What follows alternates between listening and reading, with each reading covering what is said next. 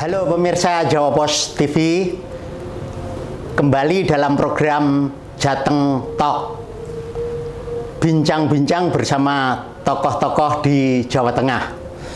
Kali ini saya bersama Pak Arief Rohman, Bupati Blora.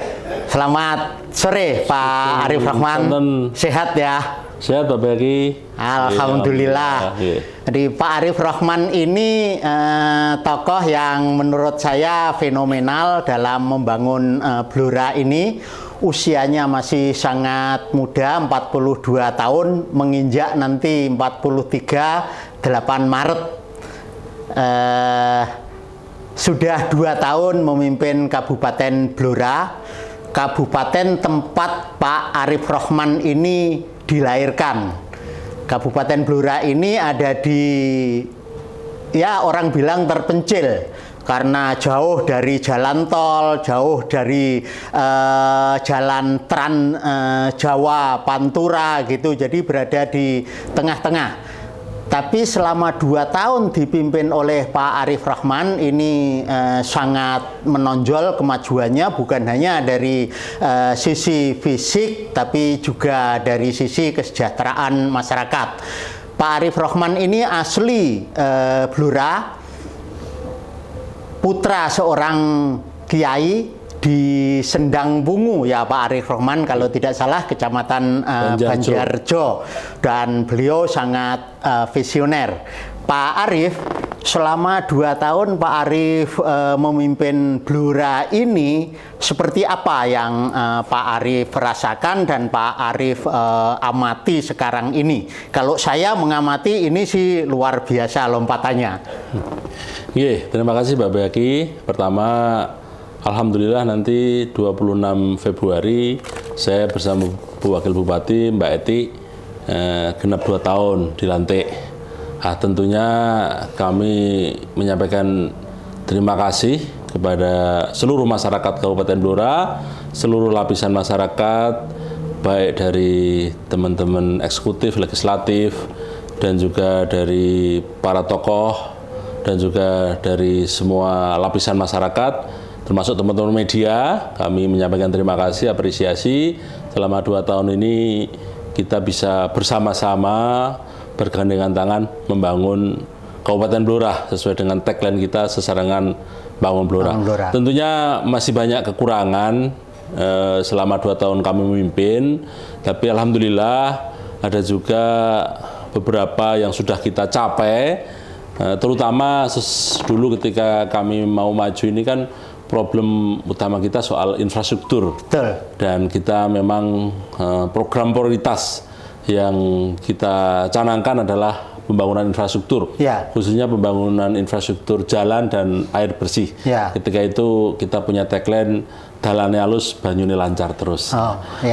Kami laporkan bahwa di tahun 2021, tahun pertama kami memimpin, kita pembangunan infrastruktur jalan kabupaten ini di luar jalan provinsi, di luar jalan nasional dan di luar jalan desa. Ini kita mencapai hampir 40 km dengan anggaran hampir 90 miliar. Di tahun 2022 alhamdulillah ada lonjakan yang cukup signifikan.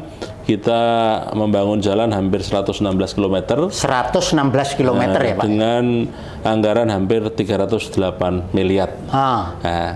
Sumber anggarannya ada yang dari pinjaman daerah, ada yang dari pemerintah pusat, provinsi dan kabupaten lewat skema beberapa bantuan. Di bidang air bersih, kita juga ada program SPAM, PAMSIMAS. Di 2021-2022 itu kita ada sambungan rumah ini hampir mendekati 6.000 sambungan. Terus kemudian infrastruktur irigasi, kita juga membangun irigasi dan juga embung dan bendungan. Alhamdulillah bendungan diresmikan Pak Presiden di Randu Gunting dan beberapa embung yang ada di Blora. Di bidang pendidikan, alhamdulillah kita juga kaitannya dengan sumber daya manusia, kita terus berupaya bagaimana anak kita punya hak untuk mereka bisa bersekolah maupun kuliah. Kita menggandeng berbagai perguruan tinggi untuk kesempatan anak-anak kita bisa melanjutkan kuliah, karena SDM ini penting kami rasa, jadi kita concern untuk pengembangan SDM ini. Di bidang kesehatan kami terus berbenah pembangunan puskesmas dan juga kita merencanakan tahun ini pembangunan rumah sakit di Randu Blatung dan di Kunduran. Yang Randu Blatung adalah rumah sakit umum daerah, yang Kunduran dengan Mabes Polri, kita rumah sakit Bayangkara. Itu saya kira poin-poin utama yang memang menjadi hajat hidup masyarakat, baik itu infrastruktur, pendidikan, kesehatan, ini yang menjadi concern kita, dan juga yang tentunya ya bidang lain juga. Banyak yang sudah kita capai, tapi poin utamanya ketika orang tanya pasti wis iso bangun dalan piro kan gitu. Betul. Walaupun itu ya masih namanya dulu PR yang kita hadapi kan memang luar biasa. Jadi Pak Arief Rohman ini memang sangat menonjol di sini.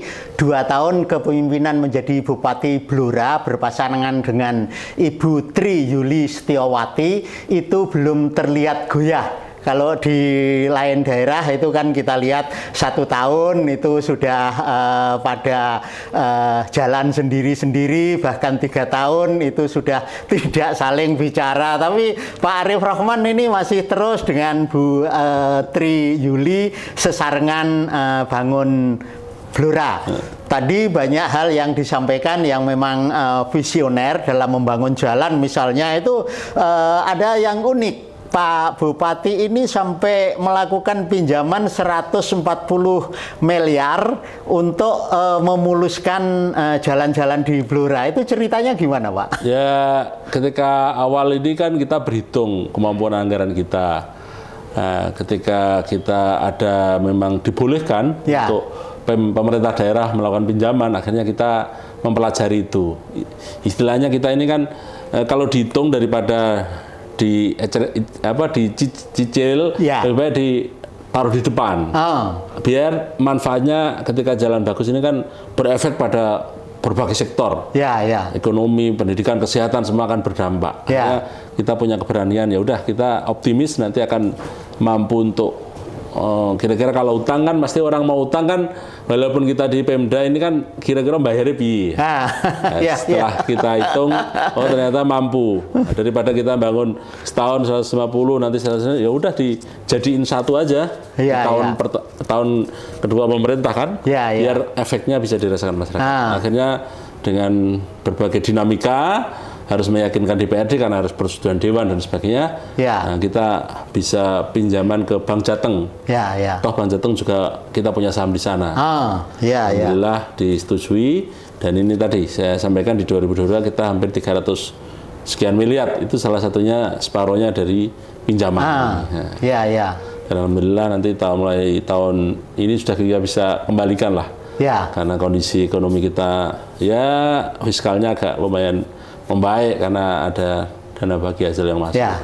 Jadi bangun Blora ini memang tidak gampang. Wilayahnya itu kira-kira 50% itu milik orang lain, milik perhutani. Jualannya panjang-panjang, itu antar desa, antar kecamatan itu panjang-panjang gitu, sehingga memang butuh dana yang besar. Itu sampai sekarang kira-kira sudah berhasil berapa persen jalan yang mulus itu, Pak? Itu ya sekitar 65% ya. 65% ya. Dan kita masih terus berjuang. Mohon doanya setelah Blora Randu Blatung tuntas, kita pengen nantinya Randu Blatung sampai perbatasan Ngawi ini tuntas juga. Kita sedang mengajukan ke Pak Presiden untuk impres jalan. Jadi beberapa ruas prioritas kita insya Allah optimis nanti bisa dibangun dengan bantuan dari Presiden melalui impres jalan itu. Kita berupaya agar persoalan infrastruktur ini ya secara bertahap akan terus kita jalankan terus sebagai program utama kita. Sampai kira-kira jabatannya Pak Arief nanti berakhir di 2024, kira-kira akan seberapa jalan yang bisa kita targetnya baik? Ini kan kita ada evaluasi juga. Jalan-jalan kabupaten yang bisa di-downgrade menjadi jalan desa karena memang bisa ditangani oleh desa. Ini supaya kita evaluasi, termasuk jalan kita yang mau kita tingkatkan ke provinsi. Target kita ketika nanti di 2024 semoga sudah di angka 80% lah, si mantap ini. Karena itu tadi, ya saking luasnya wilayah kita, terus ruas yang kondisi rusak tinggalan ini panjang sehingga kita semoga optimis di angka sekitar 80% lah untuk jalan yang nanti kondisinya baik. Oh ya, jadi ini barusan 2 tahun, masih akan 2 tahun lagi dijalankan dan nanti betul-betul jalan Blora itu menjadi mulus. Semakin menarik pemirsa perbincangan kami dengan Pak Arif Rohman, tapi kita rehat sejenak, tetap bersama Jawa Pos TV.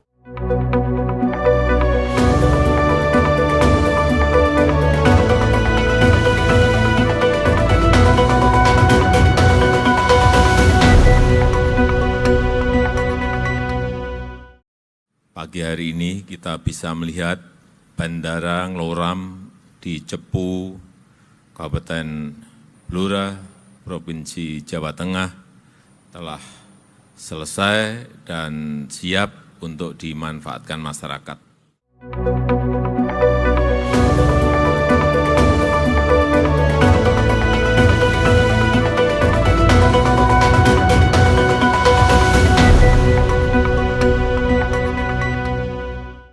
Kembali dalam program Jateng Talk bersama Pak Arif Rohman dalam 2 tahun kepemimpinan Bupati dan Wakil Bupati Blora. Pak Arif Rohman juga membanggakan potensi wilayah yang sekarang ini sudah terrealisasi, yaitu Bandara Ngloram, Pak. Ngloram ya. Ngloram, ya. Ya, itu Bandara Ngloram. Sejauh ini seperti apa, Pak, reaktivasinya? Tempo hari saya sudah dengar dan sudah ada penerbangan, bahkan ada salah satu wartawan kami yang ikut penerbangan Citylink dari Jakarta ke Blora.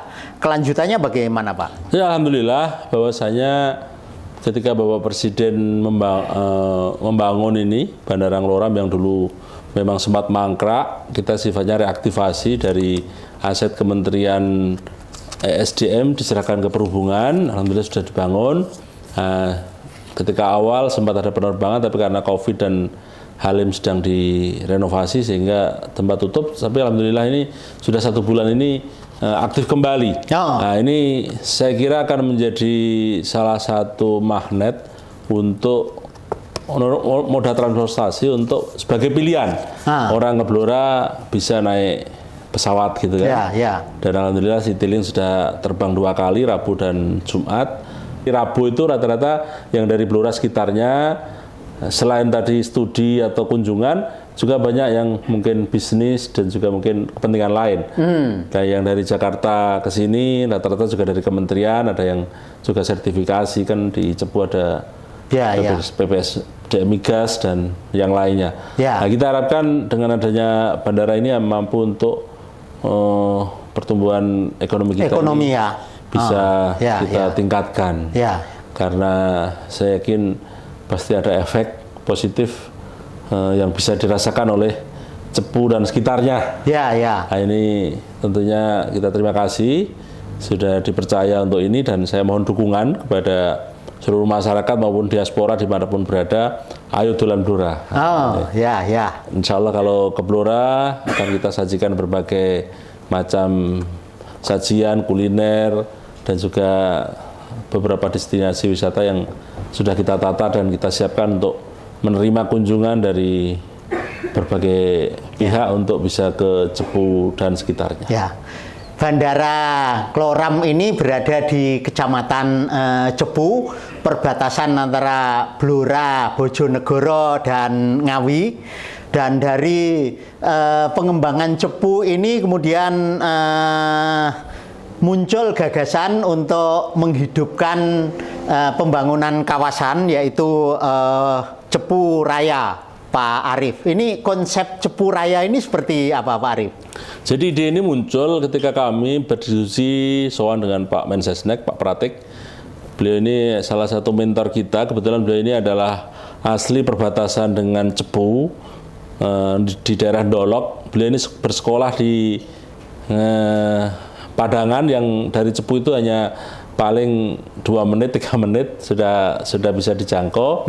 Sehingga beliau menggambarkan bahwa Cepu ini akan menjadi magnet untuk pertumbuhan ekonomi, pendidikan, maupun kesenian, pariwisata, kebudayaan untuk wilayah Jawa Tengah di ujung timur ya, karena berbatasan dengan Bojonegoro, Ngawi, Tuban, Rembang dan sekitarnya. Bagaimana Cepu ini bisa menjadi magnet untuk menarik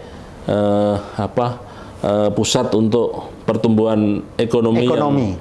Yang kita tata, bagaimana Cepu penataan kotanya, penataan yang lainnya, tata ruang dan sebagainya, ini bisa kita konsepkan itu. Termasuk kita nanti akan membangun pusat kesenian dan kebudayaan di Cepu. Jadi istilahnya tidak harus ada pemerintahan baru, tidak harus ada DPRD baru, tapi fungsi bahwa Cepu menjadi pusat pertumbuhan ekonomi yang ada di Jawa Tengah bagian timur ini bisa kita laksanakan dengan berbasis konsep kawasan. Kita tidak hanya bisa sendiri, kita sinergi dengan Bojonegoro, Ngawi, Tuban, Rembang, dan sekitarnya. Jadi pusat perekonomiannya nanti di Cepu, pusat pemerintahannya tetap di Blora. Ini konsep yang luar biasa. Bagaimana sambutan-sambutan dari pemerintah di sekitar? Karena pemerintah di sekitar itu kan ada yang di Jawa Timur seperti Ngawi dan Bojonegoro itu. Seperti sekarang masih berjalan ya, perbankan yang ada di Cepu ini sudah tidak ada ruang administrasi, istilahnya mereka masyarakat Padangan, Ngerau, Porosari, Kasiman, Kedewan itu kan secara administrasi masuk Bojonegoro, tapi dilayani secara ekonomi oleh perbankan yang ada di Cepu. Nah, dia sudah lintas ini.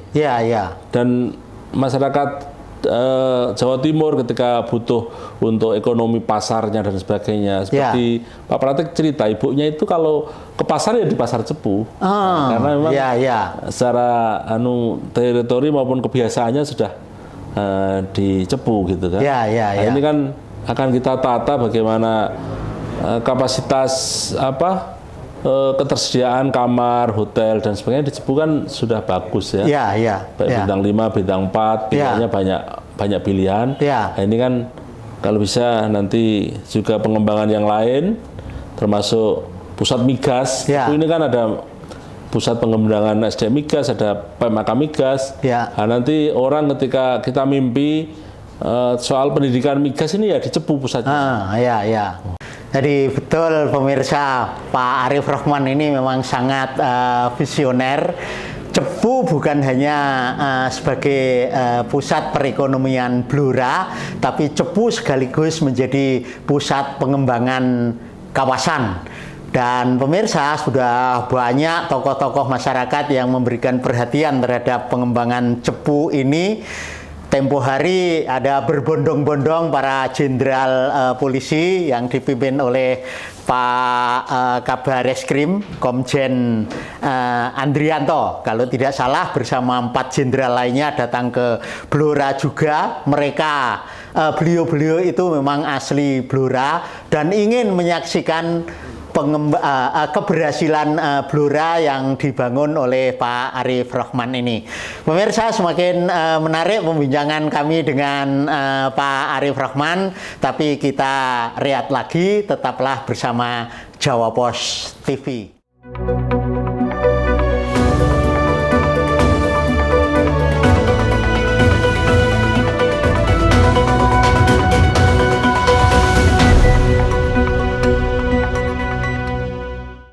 Dengan mengucap Bismillahirrahmanirrahim, Waduk Randu Gunting di Kabupaten Blora, Provinsi Jawa Tengah, pada siang hari ini saya nyatakan diresmikan.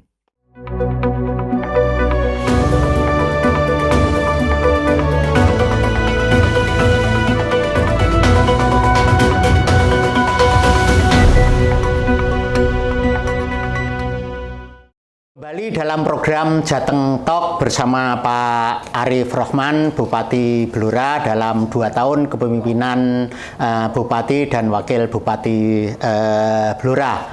Pemirsa, semakin menarik perbincangan kami dengan Pak Arief Rahman ini. Ini juga menarik Pak Arief Rahman. Blora ini kayak akan minyak. dulu-dulunya itu tidak pernah terperhatikan itu, sehingga minyak yang ada di bawah Kabupaten Blora ini disedot dari daerah lain karena bumi kita ini kan kayak bejana berhubungan, tetapi minyaknya disedot dari Bojonegoro. Tapi Pak Arief lagi-lagi pinter bagaimana memperjuangkan agar Blora tetap mendapatkan bagian dari eksplorasi minyak itu. Dulunya kan di bawah itu. Nah, perjuangan Pak Arief bisa diceritakan, Pak, ini. Terima kasih. Jadi isu soal migas, terutama dana bagi hasil ini kan sudah menjadi wacana perbincangan hampir puluhan tahun ya. Sejak memang Exxon ini hadir tahunan, dan memang kita tidak diuntungkan dari sisi regulasi. Kita ini, Blora ini masuk WKP Blok Cepu. Jadi 37% di wilayah Blora, 63% memang di wilayah Bojonegoro. Tapi bunyi undang-undang ketika itu adalah untuk dana bagi hasil ini yang jumlahnya 15% itu dibagi-bagi. Nah, kita ini nggak kebagian karena 6% adalah daerah penghasil. Daerah penghasil adalah yang punya mulut sumur. Sementara di Blok Cepu ini kita masuk WKP tapi mulut sumurnya tidak ada yang di kita. Sehingga kita hanya jadi penonton selama ini tahunan. Karena 15% itu pembagiannya kira-kira 6% untuk daerah penghasil yang punya mulut sumur Bojonegoro, yang mana selalu mendapatkan dana bagi hasil jumlahnya triliunan. Di atas 1,5 triliun rata-rata kan setiap tahun. Dan juga ada bagian 3% itu untuk kabupaten kota yang ada di dalam daerah penghasil. Dalam ini Jawa Timur. Ini Banyuwangi yang jauh di sana dapat. Kita hanya penonton juga. Dan 3% untuk provinsi daerah penghasil dari Pemprov Jawa Timur. Nah, kita akhirnya berjuang. Dilalah kok setelah saya menjabat ini ada DPR sedang membahas undang-undang HKPD, hubungan keuangan pusat daerah. Misalnya kita sampaikan ke DPR maupun ke pemerintah pusat, Kementerian SDM, Kementerian Keuangan tentang ini. Aspek ketidakadilan ini. Kita nggak tahu apakah karena kita masuk WKP minyak itu disedot dari wilayah kita kan, kita karena di dalam tadi Pak Baik sampaikan, hanya kita logikakan kita ini terdampak karena dulu ketika pembangunan kan kita selalu dilalui oleh kendaraan lalu lalang macam-macam. Tentunya kita mohon keadilan pemerintah untuk kita dikasih bagian. Kira-kira akhirnya tercipta klausul baru daerah perbatasan dengan daerah penghasil. Akhirnya ada pasal baru, pasal tambahan yang bisa kita sisipkan untuk bagaimana kita daerah perbatasan dengan daerah penghasil ini mendapatkan bagian. Jadi sudah diakui dapat bagian. Akhirnya dari itu 3% dibagi-bagi untuk seluruh daerah perbatasan ini. Alhamdulillah dari yang semula sekitar 7 atau 8 miliar dana bagi hasil kita, karena memang di luar Blok Cepu kita kan di Blora ada gas, ada minyak yang diolah di sini, nilainya nggak besar. Nah, akhirnya kemarin di tahun ini kita dengan HKPD undang-undang yang baru ini kita dapat 160 miliar. Jadi, luar biasa, dari 7 miliar menjadi 160 miliar.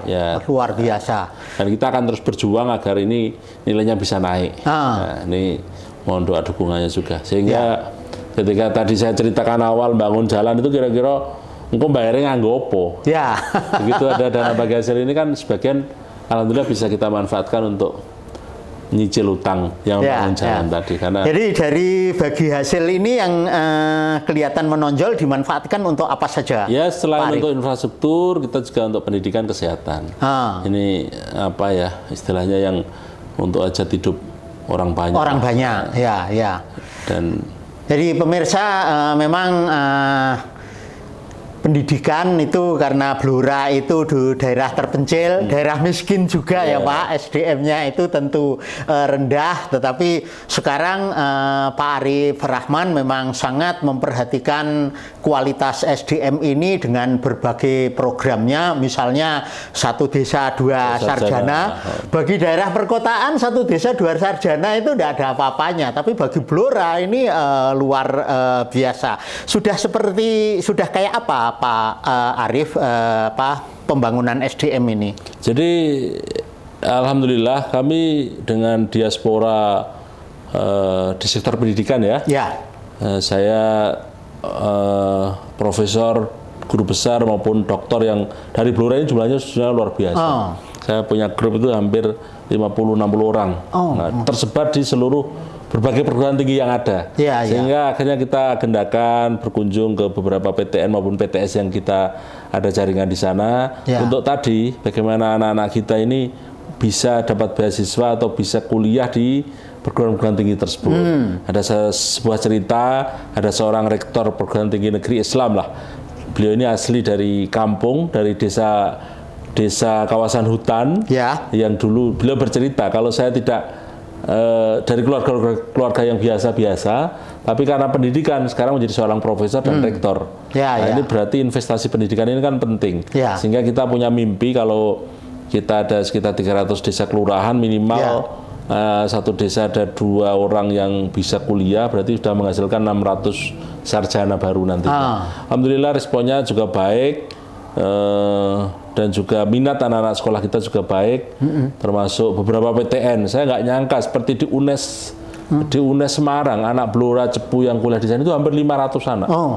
Itu satu perguruan tinggi ya, belum yang lainnya. Ini sedang kita data, karena kita yakin dengan investasi SDM yang semula mungkin dia dari keluarga tidak mampu, ketika dia bisa dikasih kesempatan untuk bisa kuliah di PTN dengan jurusan yang berwarna ini, nanti ketika dia lulus pasti bisa mengentaskan keluarganya dari angka kemiskinan ini. Termasuk juga yang untuk pegiat desa. Kita akan ada program untuk namanya RPL ya, rekognisi pembelajaran lanjut. Ini kita kerjasama dengan UNES juga untuk SDM di desa kami, entah itu Kades, perangkat, BPD, pengurus BUMDes dan sebagainya. Kita akan kuliahkan yang dia mungkin secara SDM dia lulusan SMA, kita upgrade biar nanti bisa menjadi sarjana. Kalau kuliah normal itu biasanya 4 tahun, nanti dengan RPL ini pengabdian dia, pengalaman dia ini dihitung jadi sebuah poin. Jadi kredit sehingga nanti mungkin di jalan ini hanya sekitar 2 tahun. Dan kita dari Pemda juga memberikan istilahnya subsidi untuk perkuliahan ini. Nah, ini dalam rangka untuk membangun SDM di tingkat desa. Saya targetkan ya sekitar 300 gelombang awal dulu ini mungkin satu desa satu orang yang dari pegiat desa itu untuk bisa kuliah lagi. Syukur-syukur bisa 2 kali lipatnya. Nah, ini upaya kita. Selain anak-anak kita yang memang sudah saatnya kuliah, yang sudah mengabdi pun, ini juga kita dorong untuk terus meningkatkan kapasitas pendidikannya. Karena kalau kapasitas pendidikannya naik, insya Allah memberikan pelayanan ini dengan bertambahnya ilmu, pengetahuan, wawasan kan akan bisa di-upgrade, ditingkatkan juga. Jadi memang menarik pemirsa, Pak Arief Rahman ini memang politikus muda yang hebat, jadi mempunyai pendekatan yang sangat baik dan konsepnya sangat jelas. Pak Jokowi saja sampai tertarik. Pak Arief Rahman ini politikus PKB, bajunya itu juga sangat loyal, bajunya hijau. Tapi wakilnya itu Bu Tri Yulistiawati dari PDIP, dan yang saya catat betul itu, dan tidak ada di daerah yang lain saya kira, itu Pak Jokowi itu sampai datang ke Blora sebulan itu 2 kali. Saya kira tidak ada daerah lain, bahkan di provinsi yang sebulan 2 kali mungkin Solo. Tidak, kecuali Solo karena pulang kampung. Tapi ini di daerah yang sangat terpencil. Itu kalau tidak berkat diplomasi Pak Arief Rahman itu tidak bisa. Pemirsa, sebenarnya masih sangat menarik berbincang-bincang dengan Pak Arief Rahman, tapi waktunya terbatas sekali, dan kami akhiri. Semoga apa yang kami perbincangkan bermanfaat bagi masyarakat pada umumnya, dan selamat untuk Pak Arief Rahman melewati 2 tahun kepemimpinan Pak Bupati Wakil Bupati di Blora ini dengan berhasil. Semoga semoga sisa kepemimpinannya nanti semakin berhasil. Terima kasih untuk Jawa Pos dan grupnya Ya. yang selama ini sudah bersinergi dengan kami. Tentunya kami ingin agar media ini menjadi partner kami. Karena Siap. kita melakukan hal yang baik pun kalau tidak diberitakan kan, nah ini saya yakin dengan sinergi antara Pemkab dengan media khususnya Jawa Pos Group ini, saya yakin nanti mampu untuk mengawal kemajuan dan perkembangan Kabupaten Blora. Siap. Demikian pemirsa, sampai jumpa, sampai ketemu lagi di Jateng Talk berikutnya.